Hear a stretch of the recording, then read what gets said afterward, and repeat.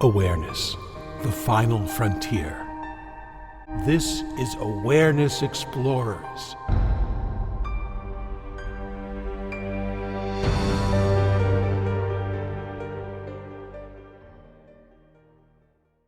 Welcome back, fellow explorers, to Awareness Explorers. I'm your co-host, Jonathan Robinson, and I'm with my friend and trusty co-host, Brian Tom O'Connor.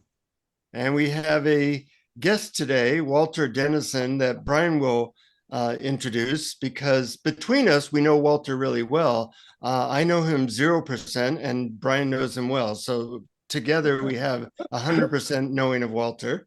And but I have heard some interesting things in the last few minutes. So I look forward to hearing about Walter and some methods he's created. But Brian, why don't you tell us a little bit about Walter Dennison? Okay, so Walter and I know each other because Walter is the host of the weekly Rupert Spira Meetup on Zoom, which started in Walter's apartment with his wife, Patricia, in New York City, and I used to attend. And then during COVID, it sort of went on hiatus for a while. And I said to Walter, hey, listen, I have a pro Zoom account. You want me to help you start up the meetup again? And we did. So now I'm sort of the co-host, although Walter definitely founded it. And while we talked over the years, Walter has shared a lot of techniques that he's used in cases of extreme distress and anxiety. And I found them really interesting, and I thought that they would be useful for our users to hear. So that's why we invited Walter to be on the podcast. So welcome, Walter. Thank you, Brian, and thank you, Jonathan. Very glad to be here. So, Walter, for people who don't know of your background, can you tell us a little bit about yourself and how you got into Rupert and creating all these ways to hopefully feel better and get out of anxiety? Certainly. It's kind of interesting that, again, I've been you can almost say a lifelong, on the path of exploration and self-exploration that wandered into transcendental meditation in high school and kind of continued that and off and on, sometimes more, sometimes less, and wandered into a few other practices, kind of generally related to exploring, the metaphysical and the non-tangible realms. And my stepson was working here in the Hudson Valley on a friend's house, and came across, he was going for an errand, and one of the borrowed his car, and inside of it was a book written by Klein, and he thumbed through it and was interested. From that, he found out that one of the students of Klein, Francis Lucille, was actually here in the United States and still practicing, and started looking him up. And my wife and I actually started a Francis Lucille meetup group before the Rupert group back in the late aughts. And so that kind of got us started with that. And then on one of Francis's retreats, we actually met Rupert when he was still a student of Francis's. And then he at that time was just starting to go out and teach on his own. And we kind of followed from there. And Patricia and a friend, Jacques, went on one of Rupert's early retreats and were very enthusiastic about it and said, oh, remember that meetup that we were having, Francis? Why don't we restart that, and focus it on Rupert's teachings? And so in 2012, we got that started, and it's been going ever since. That's a lot of years. Yeah. No, it was kind of interesting to see how long that's been going on, but it's been wonderful. It's great. Yeah, I think it's wonderful too, and I'm so happy that you're doing it. I wanted to backtrack a little bit because you sort of traced the steps from Jean Klein through Francis Lucille to Rupert. Can you tell us a little bit about Jean Klein? He was French. He's no longer living, I believe. Correct. And that's correct. Yep. I believe he was a student of Atmananda Krishna Menon, if I'm not mistaken. Yes, and that was his Indian input, and I think, from my understanding, again, I don't know all the details, but he was the one that first kind of put the Vedanta study together with the Kashmiri Shaivism tantric study into kind of the basic practice that Francis and Rupert have continued to teach. And that's, again, both the kind of the traditional, what Rupert will call the inward path, where you kind of identify that there is something aware of all your experiences and kind of step back from the world of objects and engaging with them to identify and try and become aware of that something or other that's aware of all that. And that he calls the inward path. And so you finally come that there is something aware that seems to be different from this thing, that is not this thing here, and it is much more permanent and much more broad, in scope.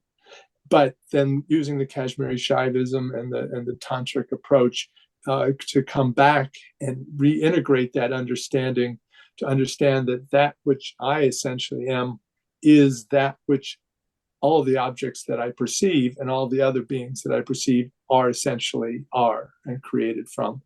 And thus to kind of get back to a holistic approach that says what I am is what everything is, and to kind of experience that whole unity. And also the idea of coming back to being and not just to stay with the understanding of I'm aware of being aware, or I'm aware of my thoughts and trying to manage your thoughts and stuff, but to come back to something where you genuinely get back to some more bringing peace and integrating into your whole life. So you don't just transcend into the world of awareness and become sort of above the world, but once you realize that, you go back into the world and see that everything is that awareness. Exactly. And for me, that is very important and has been helpful for me in terms of really feeling established in my true being, and to understand much more the nuances of what it's like to live with that understanding. Mm-hmm. I have heard that you have sometimes had a rough go of it, and that helped you to come up with creative ways to get out of the suffering. And I wonder if you could talk a little bit about that. Yes. So again, that was kind of the general question that Brian shared with me a little earlier. But as I kind of thought of it and looked back across my path and so forth, it seems to have a lot more continuity to it, in terms of there was something that kind of was always drawing me into a deeper understanding. And it started off more superficial in terms of kind of noting that there seems to be something beyond just the tangible things that I can touch, see, feel, and directly experience.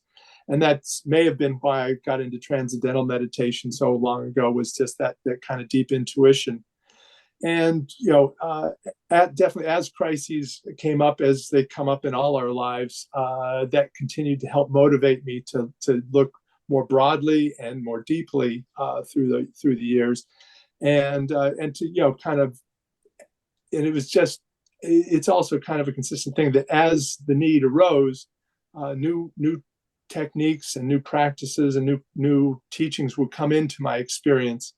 And so, for instance, at one point, looking at people who were channeling things, and that was interesting to try and understand something that's beyond what doesn't seem like a logical sort of thing in the materialist kind of world, and then into chakras and understanding those and trying to experience those, and again, just seeing that those kind of led me to a deeper understanding, and then trying to reconcile the fact, and I kind of come to an understanding that I wasn't really happy, even though material things were there and things were going pretty well that way.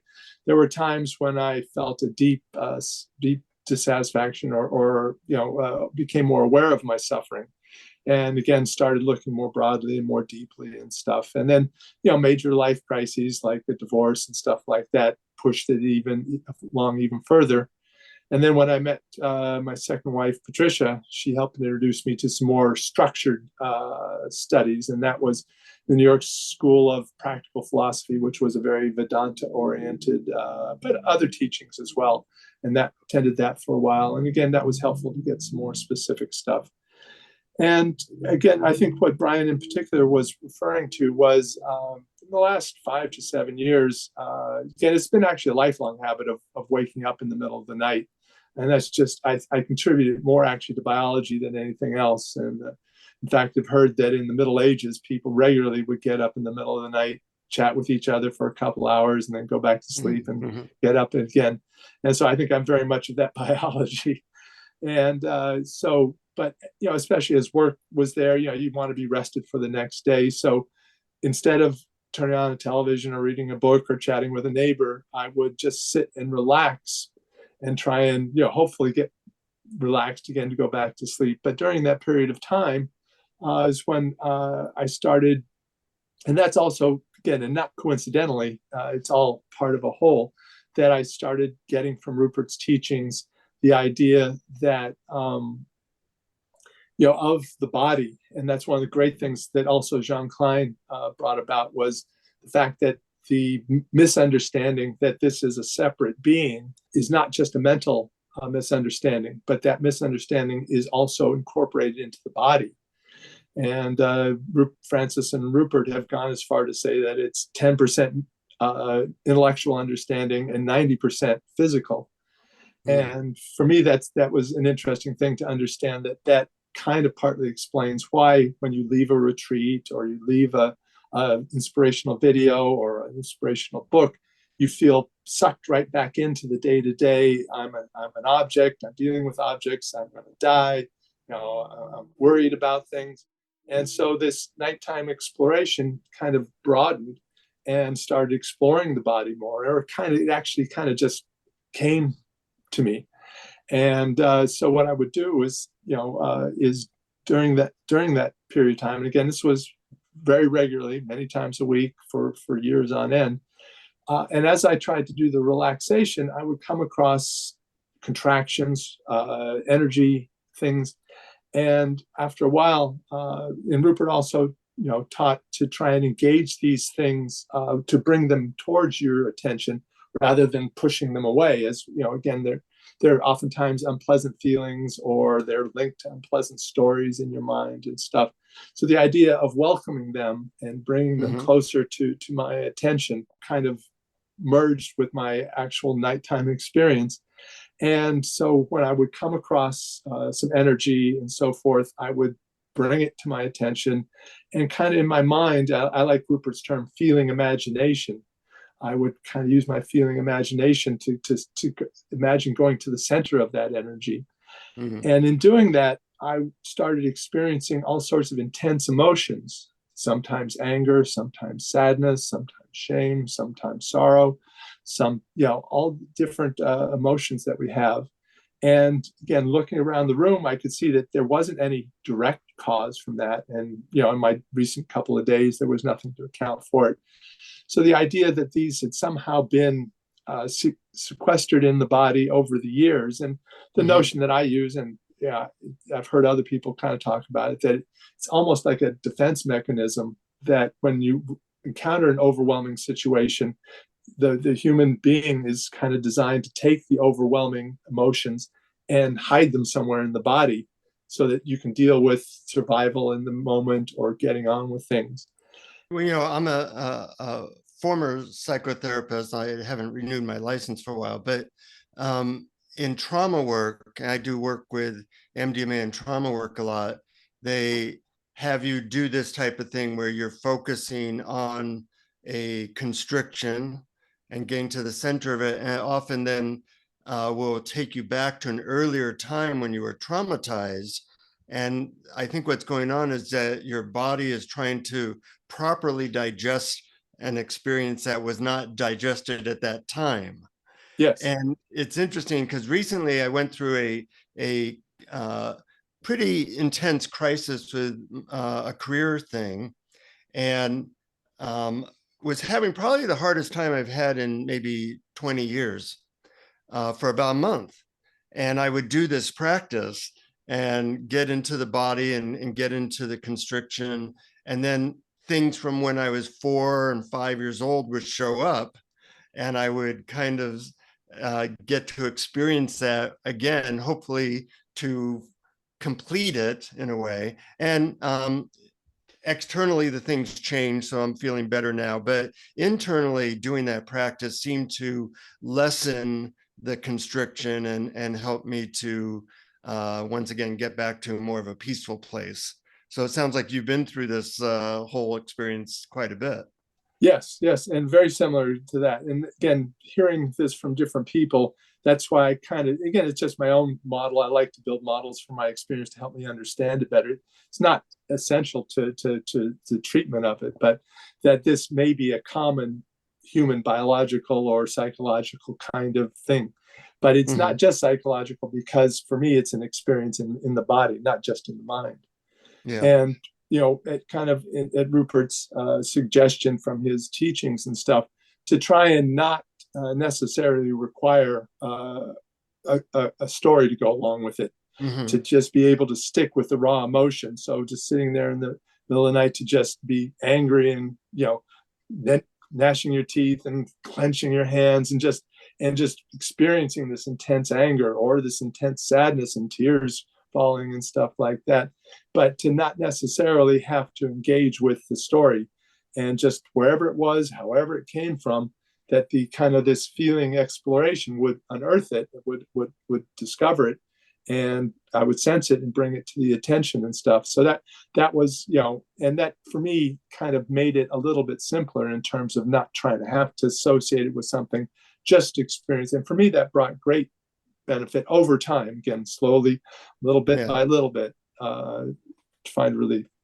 The key is to get into the sensation and the emotion rather than the story. Every time I got lost in the story, I felt like I was just looping endlessly and didn't seem like anything was happening other than just going over a story, and that wasn't very helpful. Yeah. Yes, that was my experience as well. And again, for me, just sticking with the raw feeling and so forth was more helpful.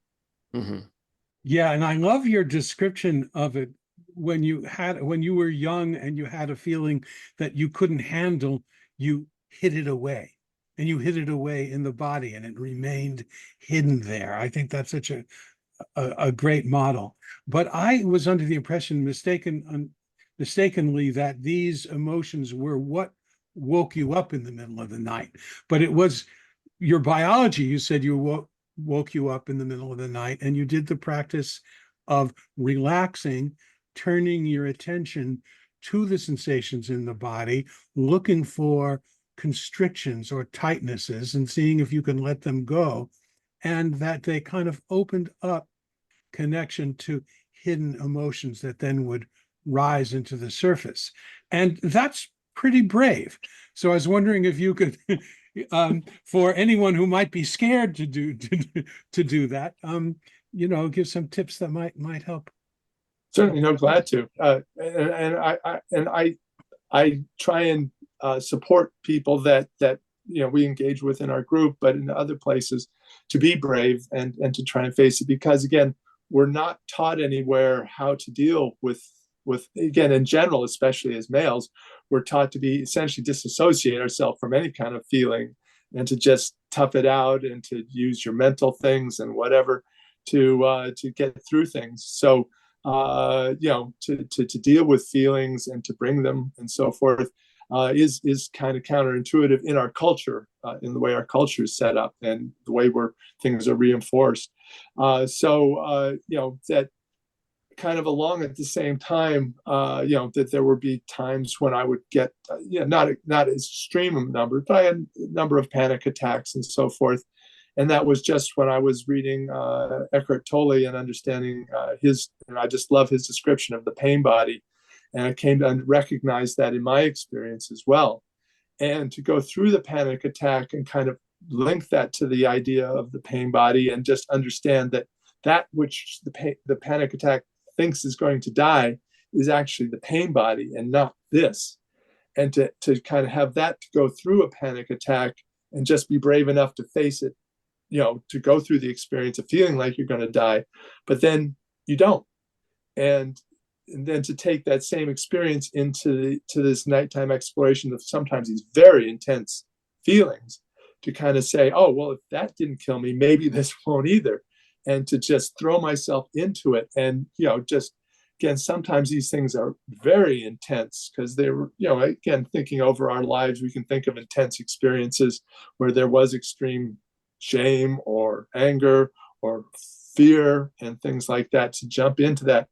And so what I would do as part of that is, I like to phrase, and I don't remember who I heard it from, but just to say, kind of to some thing, and I call it consciousness, where I would say, you can have this back, or to my true self, I don't need this energy anymore. It's done its purpose. It's come full circle, and you can have it back. So the idea that this body didn't have, or this mind didn't have to deal with it single-handedly, especially if it's overwhelming, to kind of give it back to something larger than this that would be more capable of digesting it than this. So it kind of just imagining it kind of going out of its bubble or its bottle or its container and just handing it back. And so I kind of pictured it almost radiating from myself, so that I didn't have to hold on to it, or I wasn't tempted to hold on to it.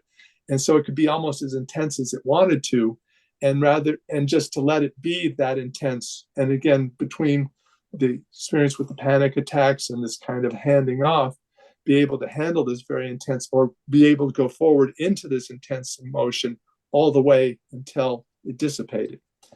That's a brilliant technique. I plan to use that. I wish I had interviewed you a month ago. What helped me was a slightly different technique. I would say, can I relax with this and just be with it for the next 20 seconds? Yes. Because if I could do that, then it would change, or it would, then I could do that again 20 seconds later if necessary. But having a time limit on it really helped me to be with it. People will go into like a very crowded elevator and walk into it because they know it'll only be for a minute. Right. If you knew you were going to do that for 4 hours, you would never walk in, So it really helps me to have that sense of, this is very temporary. I'm okay to relax with it. But I like the idea of, okay, I got this. I'm fully experiencing it. Now I can offer it back to consciousness, to the universe, to God, whatever might be your metaphor. That's a really exactly. sweet technique. Whatever means something to you. Exactly. Mm-hmm. And so I found that is, especially for the very intense, energies there. Again, there's some that are more mild. And again, some are anger, some are fear, some are sadness. So, the emotions also play into that. But, that one of the other things that, especially for people who have studied more non-duality things, that one of the things that I found to be true is to not try and specifically go into this exercise with the purpose of getting rid of something. That becomes also counterproductive, that it kind of reduces the ability to let go of it, because it's a very egoic kind of separate self sort of thing to say, this is something that's bothering me. What pill can I take? What app can I look at? What can I do to get rid of this? And so while my experience is that these things that this process does dissipate these emotions and does transform me, to go into that with, and Rupert has a nice test that he's said is, can I live with this feeling for the rest of my life? And part of that's a deeper understanding that it's part of a larger picture. It's not this, I'm not that feeling. It's something that's made out of consciousness that's bigger than just this, and is part of a larger picture. And so with that kind of confidence, I can say, yes, I could live with this for the rest of my days, because that which is aware of that is not affected by it. And that's what I truly am. So it helps to kind of do that as kind of a practice, to say, I'm going through this because it's needed right now. This emotion has presented itself for me. In my trying to relax in the middle of the night, I would just kind of wander across these things as I kind of would try and relax. So this is something that's come to me. This is something that needs to be experienced. And it's something that's been offered to me, as opposed to something that the ego or separate self is seeking for a purpose. It's just, no, this is just something that's happening and needs to happen. And yes, I experience it, and maybe intensely, but then I can let it go as it dissipates. Yeah, I really like that description. And earlier you said you were drawing it into yourself, which is completely different paradigm from pushing it away. And I once was having trouble with the thought of can I live with this forever when there was a difficult emotion. And I said, well, maybe I bet you I could even simplify it even further. And I came up with this: inhale the emotion. Yeah. Just inhale. Don't not exhale the emotion, because that means you're trying to get rid of it. Just inhale it. Just bring it closer and allow it to be. But there's also something that you also alluded to, because it sounds like it's not really the Walter character that's okay with the emotion. It's the identification with that larger awareness, which is already here, which is already okay with everything that appears. Is that accurate? Absolutely, yes. And in the limited understanding that I have of whatever that is, to understand that it can handle that and is not going to be damaged by that, to have the courage to go through that experience. And again, once you've gone through it a couple of times, you say, yes, this works, and this is going to survive. If it's going to disappear, it's going to disappear for other reasons, not by experiencing this intense emotion. And so I get more confidence about it. And kind of like you're inhaling, what I would imagine is I would, again, using my feeling imagination, would sense this energy, and to kind of arbitrarily just imagine a center of it, and to just kind of bring my attention to the very center, theoretically the most intense part of it, and just say, okay, let me go to that center part of it. And that would be, but that's very much just like what you were talking about. Yeah, and that's also very similar to one of the in the Sedona method. They had 3 original methods, but they had several different forms of releasing that they developed over time. And one was dive into the center of the feeling, just as you described. And that may be where I got that imagery from, was from reading that. Yeah. Yeah, or else sometimes these things occur in many different places at the same time. They're in the air. Yes. My wife is a psychotherapist, and she does something called EMDR, which is a trauma release method that's very effective. And one of their methods is to dive into the center of the most uncomfortable aspect of the feeling. And that's where you get the juice. One of the things I sometimes do is I say, I ask myself, can I let go of resisting this completely? And can I let go of resisting it even more? That's kind of a Sedona method as well. No, that's beautiful, Jonathan. Yeah. Yeah, it really helps, because it's our resistance that causes most of the suffering. Absolutely. And when you get better at letting go of resistance in intense emotion, then you let go of letting resistance to things being as they are in your life as well. It's a really good practice. Yes. And again, for me, my experience too was that a lot of the resistance was related to the stories. So by trying to understand that relationship, and again, as Brian was saying, to be courageous to go through that experience, was to try and exactly address the resistance. So that and I like what Brian has shared in our group. What can I do about my current experience that doesn't use any words? And to just really do things to bring you back to just the physical sensation. So for me, was just using that feeling imagination to just feel that energy just by itself, whatever energy it was, and then to use that to guide me, so to speak, to it, and to engage with it. And but again, to stay away from the resistance.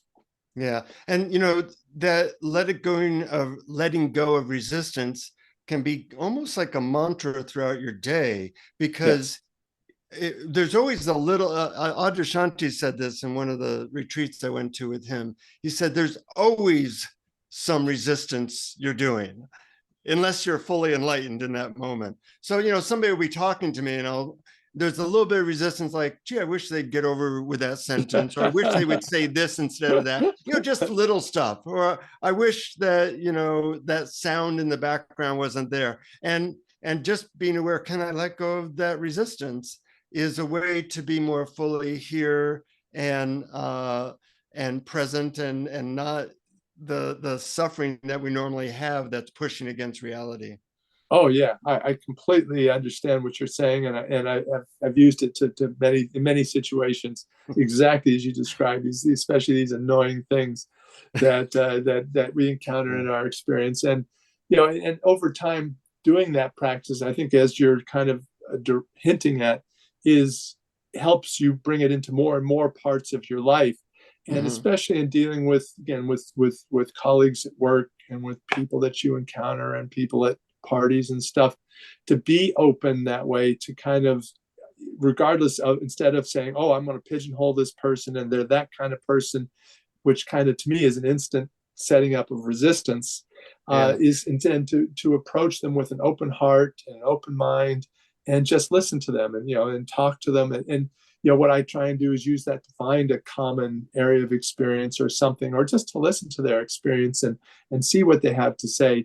Has been very helpful. And again, not to resist that they must be this kind of thing, or what they're going to say is something I'm going to hate, or what they are saying is something I disagree with strongly. But just be there with that in that moment, and to kind of recognize that they can have that understanding and have whatever belief they have, and it doesn't necessarily need to affect me in that moment. Yeah. A phrase I use that helps me tune into that is, they are being a perfect them. Yes, and that from, again, my deeper understanding, I see that they don't have a choice in that. They're not choosing to do that.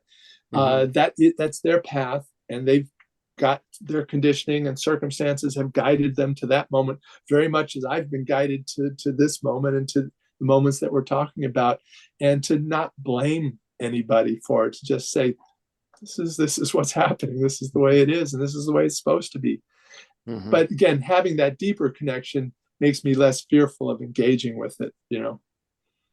Now, you said that this practice you've done over years, and so I'm curious as to that. I assume that there's an immediate effect and a long-term effect, and that maybe they're different. I was wondering if you could shed a little light on that. Yes, definitely. And again, for the most part, as intense as some of these things were, I didn't necessarily find a lot of short-term benefit. And that was also part of the not trying to get rid of it kind of thing, saying, no, I'm going through this experience and just see where it is. But I definitely noticed over time very noticeable things. And I felt kind of a transformation happening in my experience.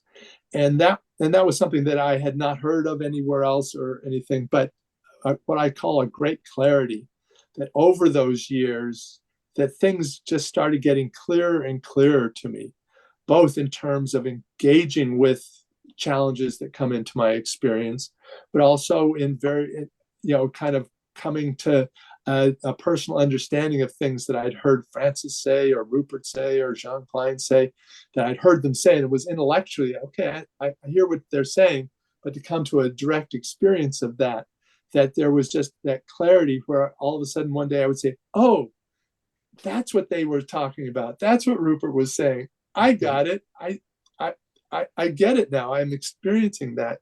And so in the School of Philosophy, they had this idea of sheaths that kind of would take your understanding and kind of obscure your understanding and experience of the world. And very much taking that idea that through this practice, the sheaths were gradually being removed. And so there were fewer and fewer of them, so that the things that I experienced were clearer and clearer. And the other analogy that I use that's more simplistic is you have this very dirty window, and you keep washing it and wiping it, and only gradually does the grime go away. But sure enough, after a while, you can see something through the window that you never saw before. And as you keep wiping, you see it more clearly and more clearly. So that's how I kind of felt the experience was. But it was throughout pretty much all aspects of my experience. Hmm. That's so funny that you say that. I have an experience after a shower. Yeah. The mirror will be steamed up, Yep. and I'll Yep. take a little towel and I'll wipe it, but it doesn't get clear right away. I wipe and wipe, and I still can't see the image clearly. And I wipe and I wipe, but for some reason, it gets clear all of a sudden. Wipe, wipe, wipe, wipe, not clear, not clear, and then wipe, bang, crystal Yeah. clear. And Yep. I thought, that's sort of the way it is. You keep looking inside. You keep allowing your experience to be as it is. You keep noticing what's happening in the body wordlessly, and eventually the happiness that's really our default nature reveals itself. And as you say, the sheaths fall away. Yeah. And that's, as you've heard me to say to some of the people in our group, to try and give them the patience and wherewithal to go through this, what is often for most people a gradual process, is to share that with them, to say that every spiritual experience you encounter, anytime you touch the truth, you go through a path that brings you to your deeper truth. Every one of those is transformational, sometimes in a very subtle way, but just showing up to a group, just listening to your podcast here, anything you do that does that is transformational. And just to keep doing whatever is coming into your experience, whether it's reading a book, watching YouTube videos, following a teacher, whatever it is that helps lead you back to something that you feel is the truth, or revealing the truth to you, or remembering the truth, however you want to look at it, that they're all transformational. But to have the patience to let it work, so exactly as you say, that you keep wiping the mirror, and that one day things will, it's that sort of thing, when you're on the other side, because all of a sudden you see something you didn't see before, but you don't know when it is you cross the line. Hmm. Yeah. I'm wondering, Walter, if you've had any experience using various drugs to help in this process. I say it because I work with some people using low dose ketamine or MDMA that helps them to know what it's like to have intense experiences, feelings without the resistance. And I personally have found that helpful as well. I'm wondering if you've done that at all. Yeah, not yet, but I am very curious about that, and I'm contemplating, engaging with something like MDMA, and I'm very curious to see what my experience of that would be. So I'll let maybe we can do that for a future podcast. Is when I've crossed that particular experience, to share our experiences on that. But I'm very curious, and my feeling right now is that many of the experiences that I'm relating and that we're going to will have an overlap with that. But again, until I have that experience, I don't know. Mm-hmm. Yeah, it's really beautiful to watch that birth when people have been resisting something their whole life, and then, wow, I don't need to resist this. I'm safe, and to have that experience for the first time is really beautiful to watch. Oh yeah. And for some people, it could be different things. It could be, a small amount of marijuana, or it might be that they feel that in a relationship or in nature that they are just more open. But ketamine or MDMA can certainly sometimes be helpful in that way as well. Yeah, and part of another reason I'm curious for that is for people. We've had some people who come to our group who've had some of these psychoactive drugs, and they have an experience, but they don't have any model or any language to kind of engage with it. And sometimes they're just totally freaked out about it. It's like and sometimes they're also spontaneous life experiences. I had this feeling of unity. What the hell is it? Am I going crazy and so forth? So for me, what I try and do in those situations is try and share with them the language that my teachers have passed on to me, to help give them a context that, no, you're not crazy. Everybody you see on this meeting today has had experiences like that. You're not crazy. You're not alone. And to try and give them models and analogies and so forth to help them digest that experience so that they can engage with it. And because I've heard and I've also seen people who've done hundreds and hundreds of trips, and I kind of, why would you do hundreds and hundreds of trips if really only one or two are necessary? But the idea that their resistance is so deep that what's being revealed, they're just not engaging with it, and to try and so help people to take that and be able to actually integrate it into their life in a healing kind of way. Yeah, that's what's so important and often missing in that type of psychedelic type work. And that's why I feel, again, it's so important to have, for me, I feel like my teaching would be a guide, but to have somebody help you through these experiences, to be able to at least give you some sort of assurance or support as you go through integrating this radically different understanding that you can come away with. And because it's just so, again, Brian and I'm sure you have too, in your exploration, when you come to a deeper understanding of what I feel is the reality of nature, it's just so radically different from the culture at large and what we're taught and conditioned to, that it's just can be so huge that it can be jarring, And also, you get no support in most people's life. There's nobody they can talk to that's not going to say they're crazy and that they should go see a psychotherapist.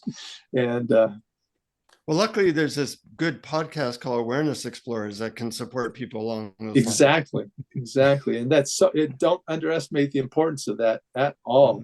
That and again, even for people in our regular group, they have become big fans of the work that you've done in terms of helping to share other people's who you've brought onto the show, their experience, which they found very helpful where they are right now. Yeah, sometimes I forget, I live in California and all my friends are into this. And then every now and then I meet someone and they go, well, I had this experience where I felt one with nature. I don't know what to make of it. It's like, exactly. Really? Yeah. I go, you see how bothered they are. Yeah. Right. But again, I count that as one of my chief blessings, is to have people around me, such as yourselves and stuff, that I can share this with, and to be respectful of the isolation that people find in general in much broader thing, that there's nobody they can talk to. So and also the value of this is that different things work for different people or in different ways. It's great to hear what one person has gone through. But one of the things I've always admired about you, Walter, is that you're really supportive when someone puts it in a different way or has a different model of it or a different technique, not trying to steer them into your way, but just to listen and allow and give them good, positive feedback. Yes. Now, and what my experience of that has been is that clarity that we were talking about just a few minutes ago, that when they are talking, to have kind of an intuition that helps me understand the definitions they're using, or what their personal experience is. And I can't explain. This is one of those things that, again, a materialist model can't possibly explain how I could know this. But to be able, when I'm talking to these people, to have this intuitive understanding so that I can exactly support them there. And so often I find, almost in every case, I find that we're talking about the same thing, and to be able to get past the syntax or the nomenclature or the definitions, to be able to say, no, we're talking about the same thing. You're on the right path, and do the support that you're exactly talking. And the best that I can to do it in the words that they're using, so that they understand that when I can support them in something that they can readily take in and say, okay, that I'm on the right track, Yeah. But thank you for that. Is there any stuff that you want to mention that we haven't asked you about, or that would be useful to convey? I'm sure there are many things, but I can't think of anything at the moment. But this has been just a wonderful discussion. I've just enjoyed it so much. I thought so too. Yeah. Well, maybe it's time for the meditation. Yes. If you've got no other questions or anything, yes, I'd be glad to give that a try. Let's do it. Sounds good. Let's jump in. All right. So again, then I'm going to ask the people listening to this to use their feeling imagination. So generally close your eyes to kind of reduce the stimulation going to your brain, and just follow the intent of what I'm saying and not necessarily the words. And so if the words I'm using jar with you and stuff, try and just let the words go and go back to what I'm trying to share with you with those words. So let's start right now with some deep breaths. Breathe in, breathe out. Breathe in, breathe out. Just kind of settle ourselves. Now remind yourself or recall yourself to the present moment. Try and let go of anything that might be in the future, anything that might be in the past, and just come to this present moment where you're listening to my voice, you're feeling yourself in your chair, you're being in the room that you're in, and just being right here and right now. And if your mind goes off, that's fine. But when it occurs to you that it has to come back again to this present moment. Now, in this relaxed moment, try and scan, use your attention. I'll say in your head, but it can be anything in your experience right now. And just kind of use the attention to kind of look around, kind of like a radar, and look around in your experience now. And if you have any sense that there is a separate self, one that's temporary, one that's going to pass from the earth someday, one that came into the earth at some point in time, and that if there's any separation from the oneness that I believe we all are, and I experience that we all are, try and find that boundary. Try and see if there should be a boundary. If they're separate things, there should be a boundary somewhere. So scan your experience and look for that boundary. And look first close in, just scan gently around. And then go out a little bit farther and scan and spread out the attention just a little bit more broadly. And then a little bit broader still, and see if you found any boundaries, anything that your feeling imagination can say, oh, there's this side and there's that side. And try and stay away from the thinking about it or who's thinking about it, and just go to this direct attention sweeping through your experience. We'll go out a little bit farther, take a bigger step, still keep scanning and see if you find anything to be separate. And if you do, then just pay attention to that and bring it to your attention. And you can let what other things that I say go while you pay attention to it, and just bring it to your attention and study it. Or just take note of it and maybe come back and study it another time. Then finally, let your attention go as broadly as you feel it can and see if it runs into anything. So we'll just stay with that way for a few breaths.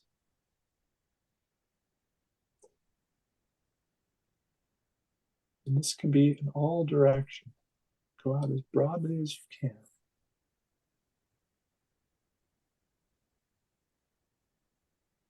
Now, I'm going to bring your attention back to your more immediate physical presence here.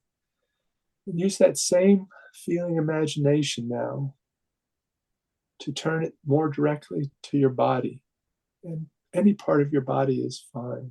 It can be your head, your neck, your shoulders, your torso, your legs, your arms.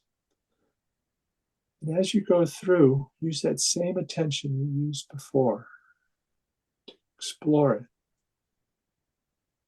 And go in different directions. And I'm not necessarily talking just about physical directions. They can be other kinds of directions, deeper, different parts, different layers. And see if you run into any contractions, any aches or pains that are not due to some sort of injury or something, but are just aches or pains that are in your body. And if you find something, and it can be a resistance, it can be a thought, it can be something that, oh, I don't like this guided meditation, that's good too. And follow that. See if there's something to that. See if there's an energy behind that. And try and use your feeling imagination to go to that energy, to kind of hold it in your attention, almost, again, not with your eyes, but with your feeling imagination. Look at that energy, be aware of it. And if you're ready, or if it feels appropriate, try and go and touch it a bit. See if you don't get some energy from it. And if it's like tasting a dish on a dinner. See if you get a taste for it. Is it anger? Is it sadness? Shame? Sorrow? Again, we don't have to go into it more deeply, but if you found something, then consider using that same feeling imagination, that same kind of exploration in your own time, in your own place, to explore that. And if it feels right, as we've talked about in today's episode, explore it and bring it to your attention. Don't push it away, and explore it. And again, there's nothing that says you have to dive in right now. You can dive in whenever you're ready. But if you ever feel ready, start feeling like you're going into this energy. And again, as I kind of described, kind of identify, see if there's a center, and see if you can move yourself into that center. And again, you can go back in. And again, if it gets too intense, go back out and leave it there. It's not going anywhere, unfortunately. But I found from my experience that if you do engage it and you do experience that energy, whatever kind of energy it is, and again, to let it radiate out from you, don't hold on to it. You don't need it anymore. That this energy does dissipate if you spend enough time with it. And again, sometimes it can take a long time. Anyway, now come back. Let's come back to our breath. Feel the air going in. Release it. Feel the air going out. Feel the chair that you're sitting on or the floor you're standing on. Now come back to your current presence and come back to this wonderful podcast. When you're ready, open your eyes and be back in your current experience.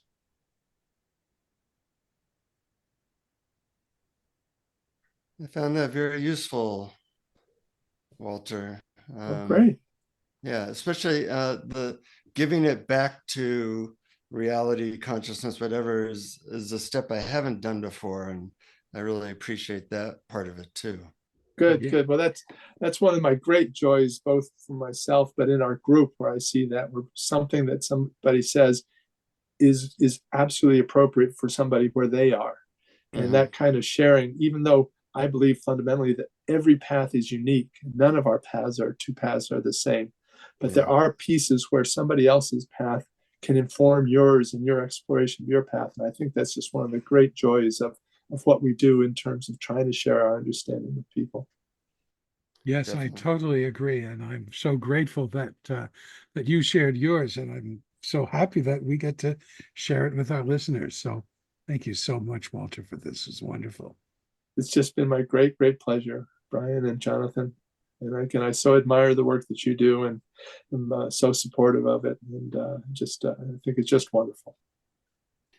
I want to give a quick shout out to our Patreon supporters that you make this possible. So if you're interested in getting extra stuff from us, go to patreon.com/awareness explorers. And if people want to connect with you, Walter, is there a way that they can do that?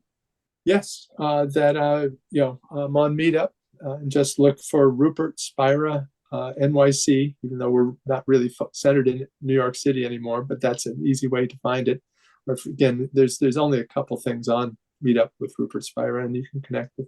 You can either message me through Meetup, or you can attend we meet every Thursday, and have people from all over the world that join us. It's great to have groups like that. And is it on Zoom or in person? Zoom. Oh wow! Oh, wow. That's a great service. It used to be on Zoom. I mean, it used to be in person, and we would go and sit in Walter's comfortable living room and sit on the couch and hope that we don't fall asleep during the meditations. But it was only New Yorkers there. And now it's so wonderful that we have people from Australia, India, all over the world joining us as well. Yes. That's great. Any last words, Brian or Walter? Just enjoyed this tremendously. It's just been a great joy. Thank you so much for your invitation. It's always fun to explore with fellow explorers. And Exactly. till next time, to our listeners, keep exploring.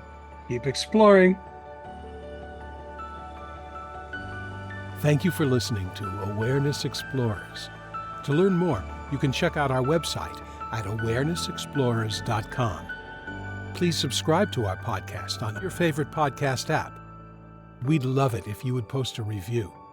And please share our link on Facebook and with family and friends, because knowing yourself as awareness is the greatest gift you can give yourself or someone you love.